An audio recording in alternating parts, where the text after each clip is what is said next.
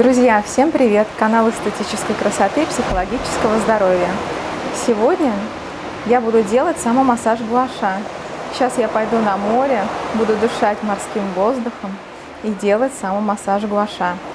Сейчас немного расскажу про то, какими скребками я выполняю массаж гуаша. Скребков на самом деле бывает много. Здесь у меня такой набор. Для лица подходят скребки в форме полумесяца, здесь его нет, в форме рыбки и в форме гусиной лапки. Сегодня я буду выполнять массаж скребком гуаша в форме гусиной лапки. Вот такой скребок. Для самомассажа он очень удобный. Массаж выполняется по маслу. Какое масло подойдет для массажа лица?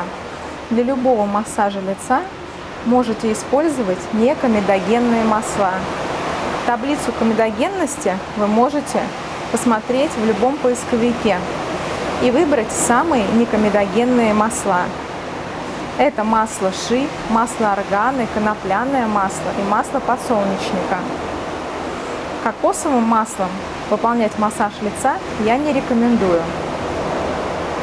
Скребком гуаша можно выполнять не только растирающие движения, но и перекаты.